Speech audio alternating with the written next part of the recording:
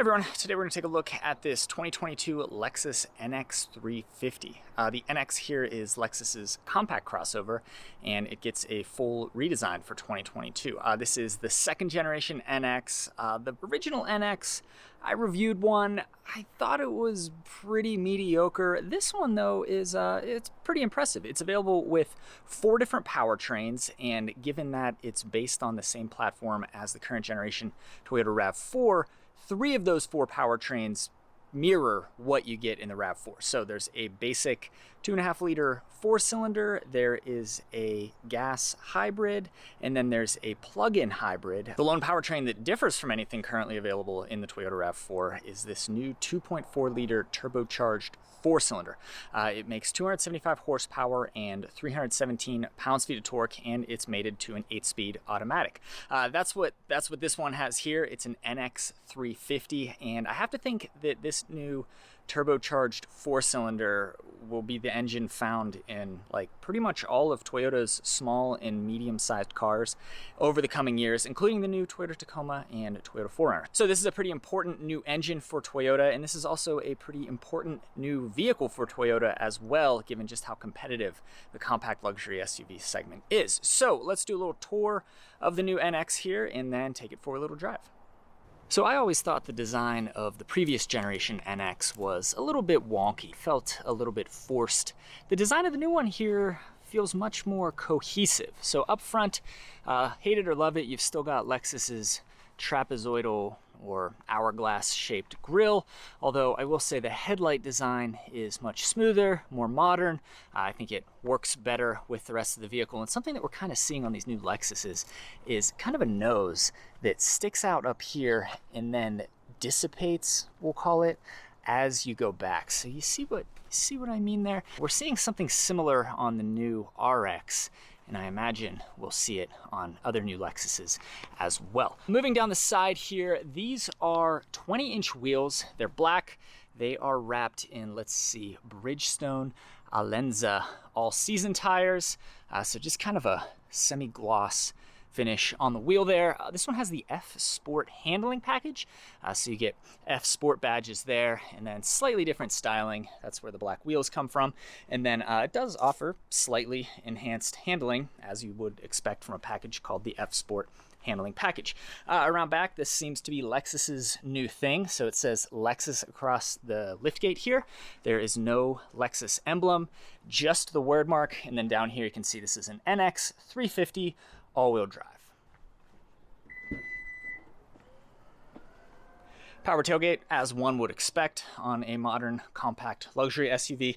Looking in the back here, and you get about as much cargo volume as you get in a RAV4, given that the two vehicles share a platform. Here is your Lexus first aid kit. Wouldn't be a Lexus if it didn't come with a first aid kit. That lives in this little netted compartment here. You've got a couple tie-down points, just 1 and 2, and then here is a little hook that folds out. You can see there are some lights right there, which are kind of nice. There's kind of a shelf here, not a shelf meant for things to be stored on, but just kind of a protrusion. That's a little bit odd. Looks like you can slip a cargo cover into it there. There's a little hook for a cargo net, and well, that's about it. Like I said, 1, 2 tie-down points. Oh, and then there is a 12-volt outlet right there as well. There's a storage compartment down here. This is really nice. It's a relatively spacious compartment, one of the bigger compartments that I've seen in the cargo floor of a compact SUV. And then moving back here, something interesting I noticed, there's no spare tire. So it looks like there are all kinds of areas where things can be, I don't know, stuck. Maybe you get that on a European or Japanese market NX, but this one here you just get, well, a screwdriver and then a tow eyelet there that would screw into the front bumper in the event that you need to have this vehicle towed. But yeah, no spare tire from what I can tell. I tried to pull these trim pieces out and I didn't want to break any, but I don't see a spare there. You do get a spare in the RAV4, so that's a little bit perplexing. Maybe a cost-cutting move. Who knows?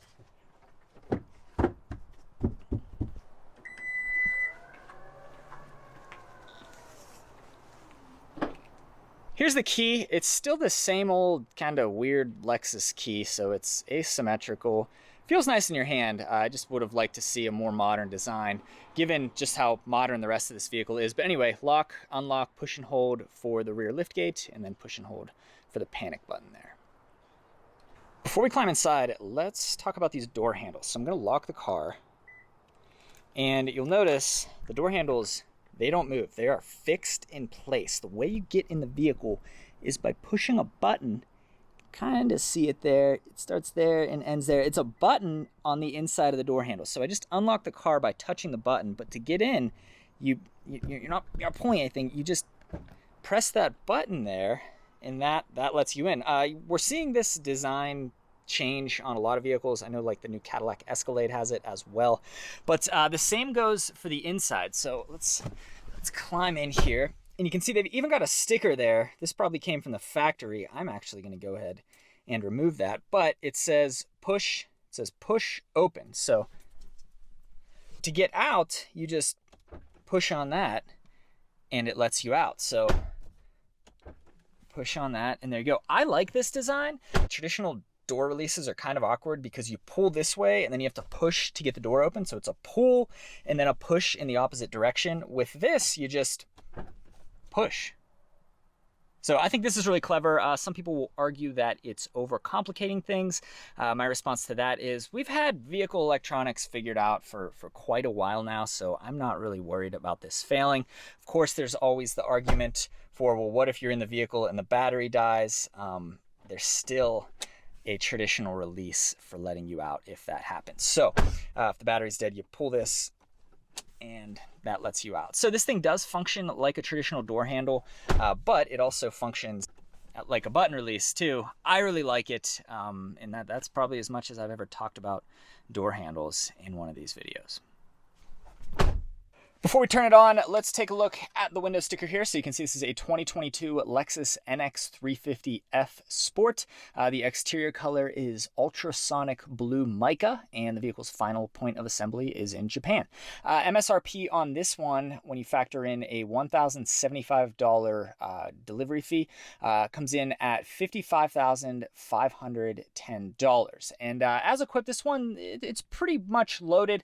Granted, I think the new plug-in hybrid model will likely sticker for higher than this $55,000 figure here, but across the board, this one is pretty nicely equipped. I mean, you've got a panoramic sunroof and just about everything else you could ask for. The EPA rates the new NX with this new 2.4-liter turbocharged four-cylinder at 22 mpg city, 28 highway, and 25 combined. It's really nothing to write home about, but it's not terrible either.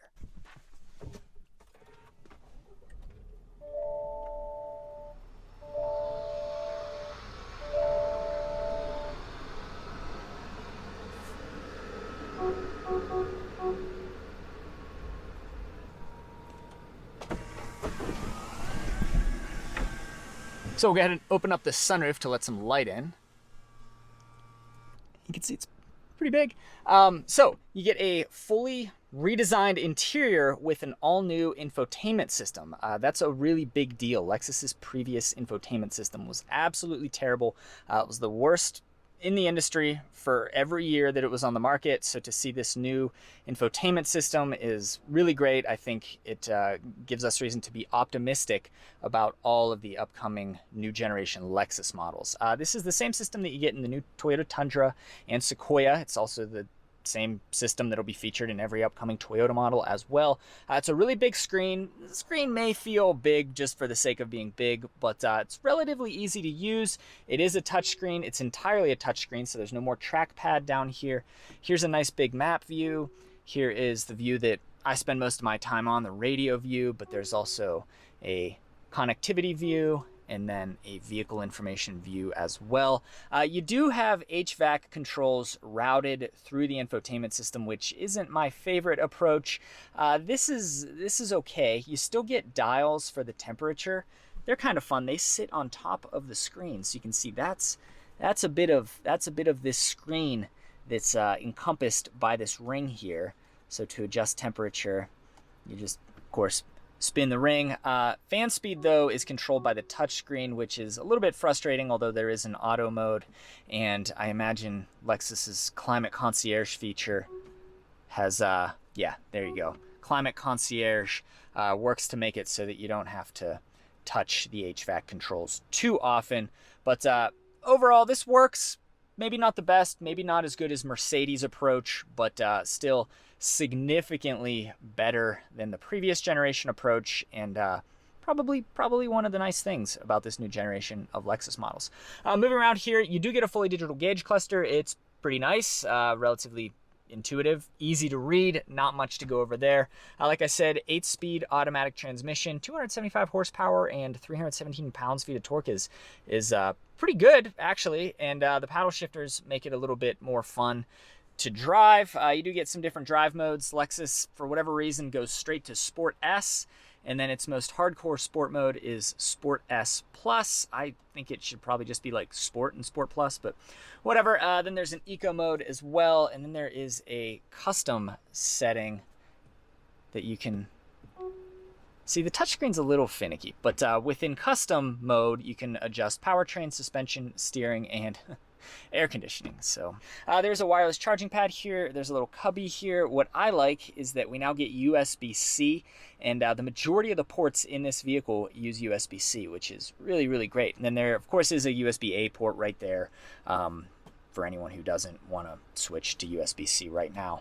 I don't know why you wouldn't be using USB-C by now, but whatever. And then underneath the wireless charging pad is a small storage cubby with a 12 volt outlet down in there. Shift lever is kind of unique, so to go into drive, you go over and back. To go into reverse, you go over and up. And then to go into neutral, you just go over. And then to go into manual mode, go into drive, and then pull back. And then park is, you just push that button there. I've got some things back here. Turns off stability control. You do have a terrain mode. Not that you should really be seeking out unique terrain in this vehicle. There is a hill descent control, which again, kind of surprising, but hey, people I guess think that's cool. And then an on-off button for the start-stop system, though I have not even really noticed the start-stop system over the course of my week driving this thing. So yeah, you may not need to press that. Cup holders here, and then this is kind of a Lexus staple. Your center console lid can be opened from either side. So it doesn't open this way, opens from the side, and both the driver and the passenger can open it from their side. Down in here, I know you can't really see, but well, there's nothing in here, not even a USB-C port or a USB any port or 12 volt outlet. So we're in park. Let's check out the back seat.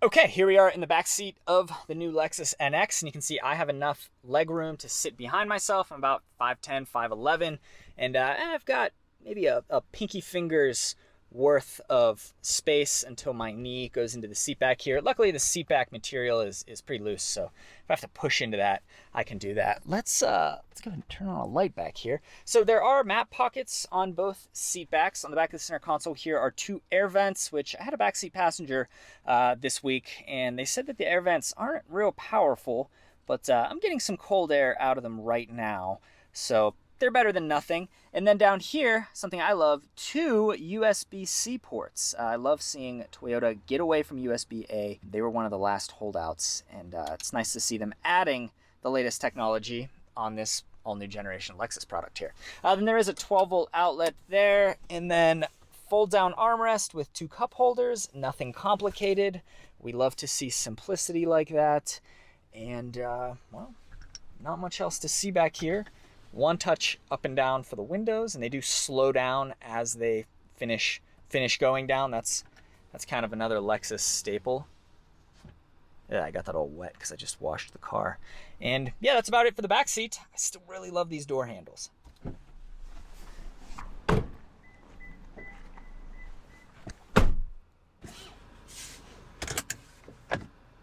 Okay, driving the new 2022 Lexus NX 350 with the F-Sport handling package. My main takeaway with this car is there's nothing wrong with it, and that really couldn't be said for most previous generation Toyota and Lexus products. Toyota has been known to hold on to bad infotainment for a really long time. Their vehicles are generally slow to adopt the latest technology, and in some ways that's a good thing. But we'd gotten to the point with, say, the previous generation Lexus NX, where it was hard to tolerate some of those ancient technologies and shortcomings. So to see this vehicle fix pretty much all of those is pretty cool. That's good.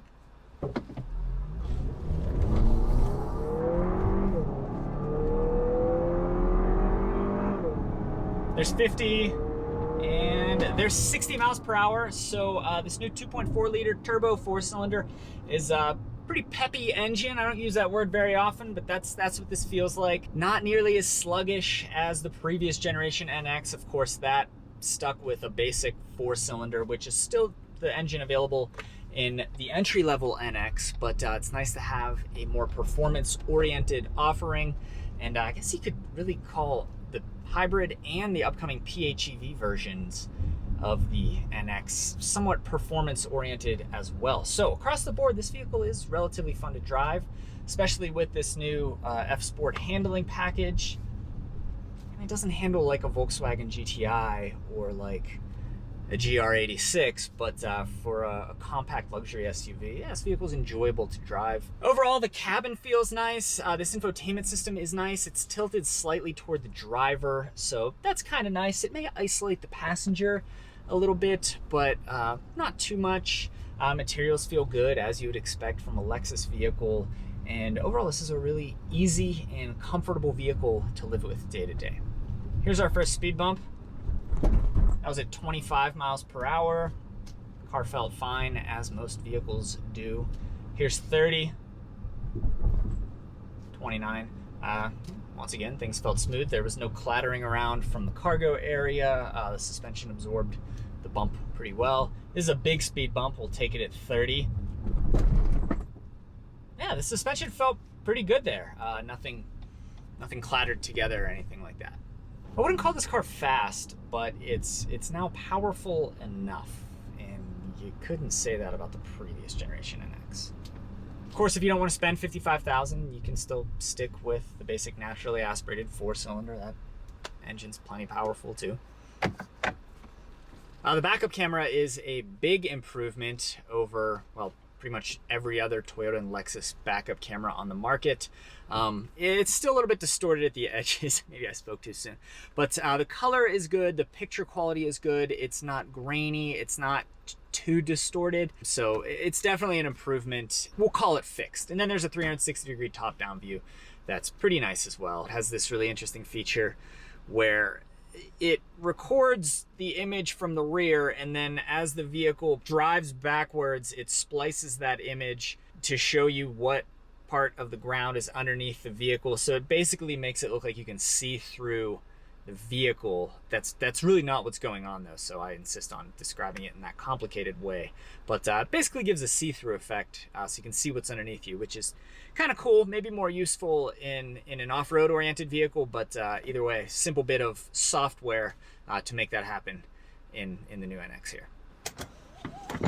Okay, so that is our look at the new Lexus NX. Sorry, it's getting a little bit dark, but overall, like I said, the theme here is that there's nothing wrong with this vehicle, which is really great.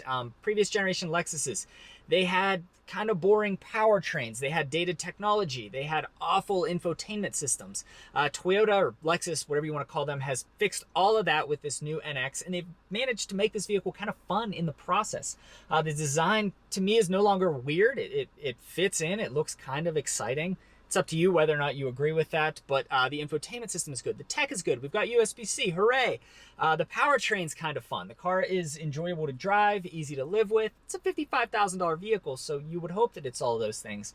But this vehicle is indicative of the new generation of Lexus products. This was the first vehicle to get this new infotainment system. Basically, this is the first vehicle in a new generation of Lexus products that'll be going on sale over the next, I don't know, 5 or 6 years. The new RX is the next new generation vehicle. I guess you've also got the LX 600, but that kind of stands on its own. Either way, this bodes well for the future of Lexus. Okay, and one more weird thing about this door handle design, you don't get a locking sound. So I'm gonna lock the vehicle. Nothing. Unlock. Nothing. Lock. Unlock. Lock. Unlock. You don't hear any door locks because I don't think there really are door locks. It's just activating and deactivating a button. Kind of weird. I think that's probably the future though. Okay. Thanks for watching.